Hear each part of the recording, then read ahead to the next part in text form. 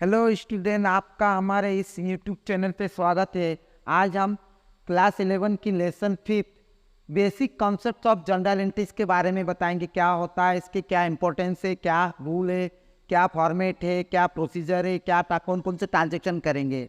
यदि आपको ये वीडियो अच्छा लगे तो दोस्तों के साथ शेयर कीजिएगा, लाइक कीजिएगा और हमारे इस चैनल को सब्सक्राइब करना मत भूलिएगा।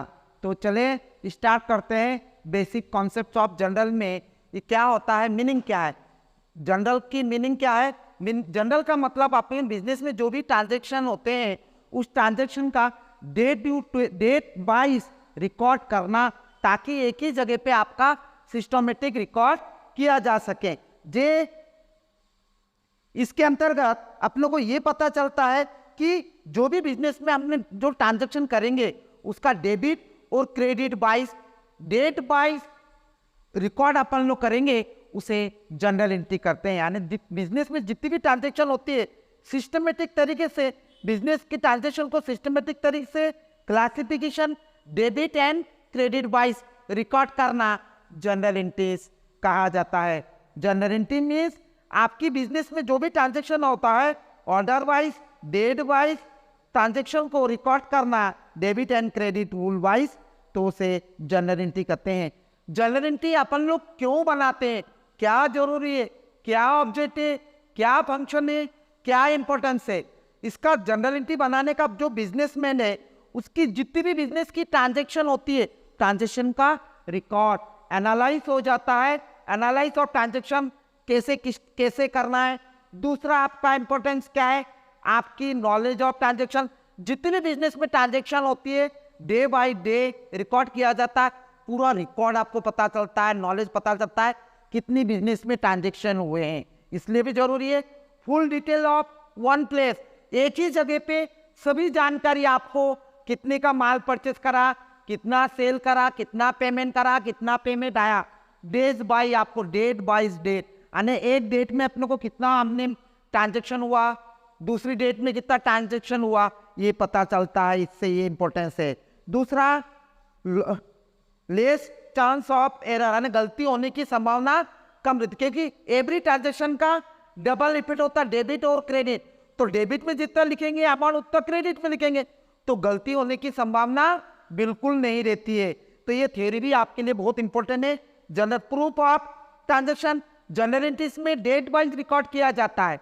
तो पूरी प्रूफ कितनी कौन सी किस व्यक्ति से हमने माल परचेस करा, क्या डेट है, वाउचर नंबर क्या है, पूरा डिटेल वाइज अपन लोग जनरल एंट्री में शो करते हैं। इसके बाद क्विक टेली, आपको पूरी अर्थमेटिकल चेक, यानी डेबिट में कितनी अमाउंट है, क्रेडिट में कितनी अमाउंट है, पूरी रिकॉर्ड आपको एक ही जगह पे मिलते हैं। आपको गलती होने के, यानी डेबिट में यदि आपने 100 रुपये की एंट्री करी तो क्रेडिट में भी 100 रुपये की होनी चाहिए, यानी दोनों इक्वल होना जरूर हुआ ही मैथमेटिकली आपका चेक हो सकता है।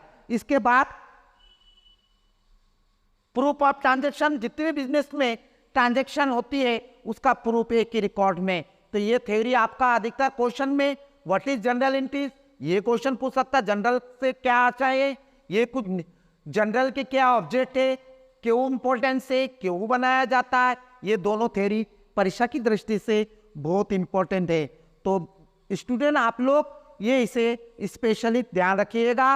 अब अपन लोग आते हैं रूल ऑफ जनरल। मैंने इसके पिछले वीडियो में अकाउंटिंग की रूल बता चुका हूँ, वही है। इसकी दो रूल होते हैं, एक ट्रेडिशनल और एक मॉडर्न अप्रोच। तो ट्रेडिशनल आपकी रूल में मैंने बताया था, एक मैंने आपको बताया था पर्सनल अकाउंट। पर्सनल अकाउंट मतलब व्यक्तिगत खाता, जिसमें किसी पर्सन का नाम, पर्सन मैंने बता दिया दो होता है, नेचुरल और एक आर्टिफिशियल। नेचुरल मतलब राम श्याम मोहन जो भी है, और आर्टिफिशियल मतलब किसी इंस्टीट्यूशन का नाम, किसी संस्था का नाम, जैसे Reliance company, bank of India, Punjab national bank, है ना। जितनी भी किसी पर्सन का नाम आता है तो पर्सनल अकाउंट का रूल, जैसे पर्सनल अकाउंट की रूल मैंने आपको बता चुका हूँ, receiver are debit, giver are credit. तो ये आप दिमाग में फिट कर लीजिए। जनरल आप ये यदि जनरल के रूल यदि आपने कर लिए तो आगे के चैप्टर आपके लिए बहुत इजी है। और आपको याद करने के तरीके हैं, पर्सनल अकाउंट मतलब किसी पर्सन का नाम आता है, किसी संस्था का नाम आता है, तो पर्सनल अकाउंट के रूल लागू करना है। इसके रूल क्या है मैंने आपको बता चुका हूँ, पिछले वीडियो में लिखा चुका हूँ। Receiver are debit, giver are credit, है ना। पर्सनल अकाउंट के rule, receiver are debit, giver are credit, इसे याद करिएगा। दूसरा है मैंने आपको बताया था रियल अकाउंट। रियल अकाउंट में मैंने बताया था एक दिखता है, एक कृत्रिम जो दिखता है और एक नहीं दिखता है ना। तो रियल में नहीं, देखिए एक जैसे ये कैश ये दिखता है, बिल्डिंग दिखता है, प्लांट, यानी जो दिखता है बिल्डिंग, प्लांट, मशीनरी। गुडविल नहीं दिखती है, वो भी एसेट से रियल के अंतर्गत आएगा। गुड्स, कैश, बिल्डिंग, बैंक, ये सब रियल के अंतर्गत आएगा। रियल का रूल क्या है मैंने आपको बता चुका हूं। रियल का मतलब है कि comes are debit, goes are credit, यानी जो बिजनेस में कोई भी वस्तु या संपत्ति व्यापार में आएगी तो डेबिट करेंगे और जो जाएगी उसे क्रेडिट करेंगे, यानी comes are debit, goes are credit. ठीक है। तीसरा है अपन लोग इसका नेक्स्ट वीडियो में मैं डिस्क्राइब करके मैं समझाऊंगा आपका। तीसरा है नॉमिनल अकाउंट। नॉमिनल का मतलब जिसमें हमने नाम दे रखा है, जो अपन लोग दिखते नहीं है लेकिन वो बिजनेस के लिए। इसमें देखिए दो तरीके, एक होता है एक्सपेंसेस और लॉस और इनकम एंड गेन, ये दो प्रकार के अकाउंट होते हैं इसमें। तो आप एक्सपेंसेस का मतलब मैंने पहले वीडियो में बता चुका हूं। एक्सपेंसेस का मतलब जो माल अपन लोग माल खरीदते हैं या बेचते हैं, उसको करने के लिए अपन लोग को जो एक्स्ट्रा किया जाता है उसके बगैर बिजनेस नहीं कर सकते हैं। जैसे सैलरी, रेंट, गाड़ी भाड़ा, commission paid, tax paid, insurance paid, advertising paid, ये सब एक्सपेंसेस के अंतर्गत आता है। ये इसकी ये है। दूसरा इनकम। इनकम का मतलब होता है जो बिजनेस में अपन लोग बिजनेस करते हैं उसके लिए अपन लोग जो कमाते हैं, जैसे कमीशन मिला, रेंट मिला, उसका नाम क्या, डिस्काउंट मिला, ये आपकी इनकम है। तो इसके रूल क्या है, इसकी रूल है आपको ऐसे, इसकी रूल क्या है, पर्सनल का मैंने आपको बताया रिसीवर डेबिट, गिवर क्रेडिट, ऐसे याद करना। रियल का कम्स आर डेबिट, यानी जो व्यापार में आएगी उसे डेबिट करेंगे और जो जाएगी goes are credit. Receiver debit, giver credit, है ना। Comes are personal receiver debit, giver credit, real comes are debit, goes are credit. तीसरा नॉमिनल, एक्सपेंसेस एंड लॉसेस क्या होगा, debit, expenses loss debit, income and gain are credit. तो ये आप specially याद करिएगा। आपका नेक्स्ट वीडियो में मैं सवाल कराऊंगा प्रैक्टिकल क्वेश्चन कैसे सॉल्व करेंगे, उसमें मैं आपको और आपके लिए इजी होगा। ये तीनों अकाउंट का रूल दिमाग में फिट कर लीजिएगा। Personal receiver debit, giver credit, real comes are debit, goes are credit. तीसरा nominal, expenses and losses debit, income and gain credit. तो ये आपकी रूल ऑफ जनरल। आप परफॉर्म ऑफ जनरल, जनरल में जनरल के 5 कॉलम होते हैं, ये आप स्पेशल दिमाग में फिट कर लीजिएगा। क्यों, अपन लोग आगे आगे कोर्स बढ़ाते चलेंगे तो आप पीछे मत भूलिएगा। तो आप दिमाग में फिट कर लीजिएगा, जनरल के 5 कॉलम होते हैं। ये ऊपर जर्नल एंट्रीज, आगे के सवाल में मैं आपको डिस्क्राइब करके बताऊंगा। जनरल में 5 कॉलम होते हैं। डेट, ये एक डेट का होगा, पहला डेट। ये पर्टिकुलर हमेशा बड़ा बनाइएगा। पर्टिकुलर के बाद एक एलएफ, ये पर्टिकुलर, यानी पर्टिकुलर मतलब विवरण, पर्टिकुलर, है ना, ये पर्टिकुलर। फिर LF, ledger folio, page number, इसका भी डिस्क्राइब नेक्स्ट वीडियो में बताऊंगा। एक डेबिट अमाउंट, एक अमाउंट जिसको आप डेबिट करोगे और एक क्रेडिट करोगे, एक डेबिट अमाउंट और एक क्रेडिट अमाउंट। यानी जनरल में कितने कॉलम होते हैं, 5 कॉलम होते हैं। Date, particular, LF, debit amount, credit amount. आप देखिए सबसे पहले डेट में ईयर आपके ऊपर लिखिएगा। जैसे मान लीजिए 2022, ईयर हमेशा ऊपर लिखिएगा।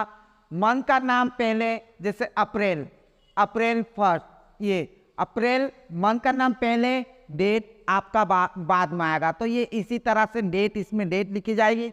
हर डेट वाइज अपन लोग ट्रांजेक्शन करेंगे। ऐसा नहीं कि आपने 1 तारीख एंट्री करी, फिर 5 तारीख एंट्री कर दी, फिर 3 तारीख एंट्री करी। इसमें जनरल का मैंने बताया तो डे टू डे रिकॉर्ड करना, यानी ये ओरिजिनल बुक होती है बिजनेस ट्रांजेक्शन की।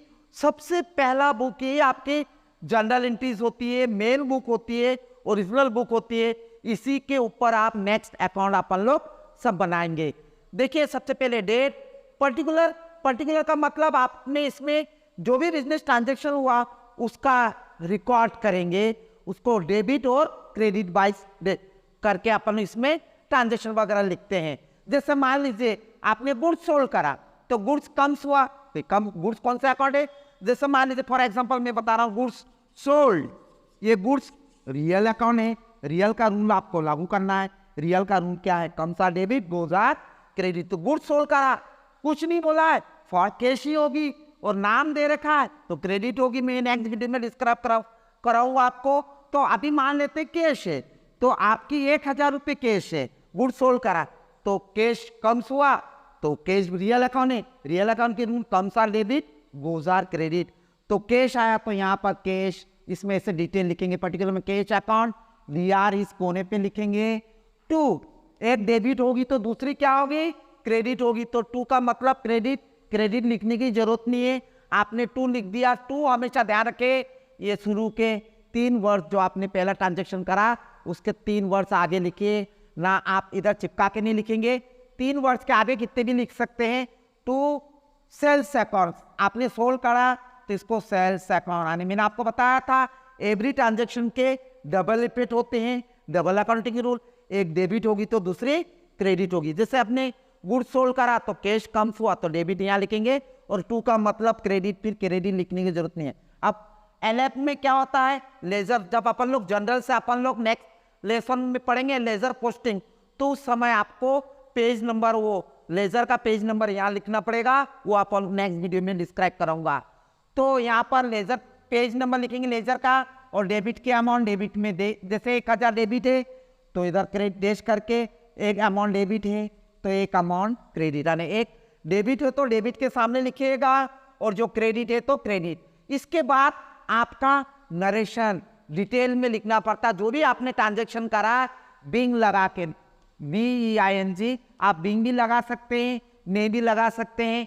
तो लेकिन बिंग से क्या, बिंग का मतलब होता है संबोधन, जो भी आप ट्रांजैक्शन करते हैं उसका समराइज डिटेल लिखना पड़ता है। बिंग लगा के जो ट्रांजैक्शन है as it is goods sold for rupees लिख फॉर कैश, जो भी क्रेडिट फॉर कैश, ऐसा आप लिख सकते हैं। और इसके नीचे इसी लाइन खींचना जरूरी है, यानी एक ट्रांजैक्शन खत्म हो गया, नरेशन लिख दिया, ब्रैकेट ओपन और ब्रैकेट क्लोज होगी, और नीचे पूरी लाइन नहीं, यहाँ से आपकी एक लाइन के लिए आप लाइन खींच दीजिएगा या एक लाइन के लिए जगह छोड़ दीजिएगा। नरेशन लिखना बहुत इजी होता है, जो क्वेश्चन पेपर में या आपका क्वेश्चन में दे रखेगा वो बिंग लगा के आप as it is good sold, जो भी ट्रांजैक्शन है इसी तरह आप इसको लिख सकते हैं। ये जनरल के फॉर्मेट होते हैं, 5 कॉलम होते हैं, दिमाग में फिट कर लीजिएगा। डेट, पर्टिकुलर जिसमें डिटेल लिखी जाती है, लेलेप, लेजर पेज, यानी लेजर का पेज नंबर लिखेंगे, आगे बताऊंगा। एक डेबिट अमाउंट, जो डेबिट करा है उसके अमाउंट डेबिट में लिखेंगे, जिसको क्रेडिट करा क्रेडिट में लिखेंगे। तो जनरल में कितने कॉलम होते हैं? 5 कॉलम होते हैं। यदि आप हमारे ये वीडियो को तुरंत लाइक कीजिएगा और दोस्तों के साथ शेयर करना मत भूलिएगा, इससे हमें और प्रोत्साहित मिलते हैं, आगे आपको नए नए वीडियो आपको बताया जाएगा। तो अब उसके बाद आपको नेक्स्ट मैंने बताऊंगा क्या क्या आपको नेक्स्ट वीडियो में मैं क्या क्या ट्रांजैक्शन में आपको पढ़ाऊंगा जनरल एंट्री में। एक तो कैश ट्रांजैक्शन कैसे कैश से पेमेंट करते, कैश रिसीव होता है, कैश परचेस करता, जितने भी कैश ट्रांजैक्शन। उसके बाद important trade discount, cash discount, उसके बारे में मैं आपको डिस्क्राइब कराऊंगा जनरल एंट्री कैसे करते हैं। कंपाउंड एंट्री क्या होती है, उसकी जनरल एंट्री किस प्रकार किए जाएंगे वो मैं आपको बताऊंगा। गुड्स से रिलेटेड क्या, जैसे मान लीजिए गुड्स परचेस करा, गुड्स सोल्ड करा, गुड्स डोनेशन करा, गुड्स लॉस या गुड्स फ्री सैंपल हुआ, उसकी जनरल एंट्री कैसे की जाएगी मैं आपको बताऊंगा। असेट से रिलेटेड आपने कौन कौन सी असेट परचेस करा उसकी रिलेटेड जनरल एंट्री में आपको नेक्स्ट वीडियो में डिस्क्राइब से एक एक मेथड की एक एक स्कीम में आपको जनरल एंट्री में डिस्क्राइब करके बताऊंगा। उसी तरह मान लीजिए कोई लॉस हो गया, लॉस से गुड्स लॉस है उससे संबंधित सब नेक्स्ट वीडियो में आपको डिस्क्राइब करके बताऊंगा। ठीक है बच्चों, तो आप ध्यान रखें, यदि आपको ये वीडियो अच्छा लगे तो दोस्तों के साथ शेयर कीजिएगा, लाइक कीजिएगा और हमारे चैनल को सब्सक्राइब करना मत भूलिएगा। धन्यवाद।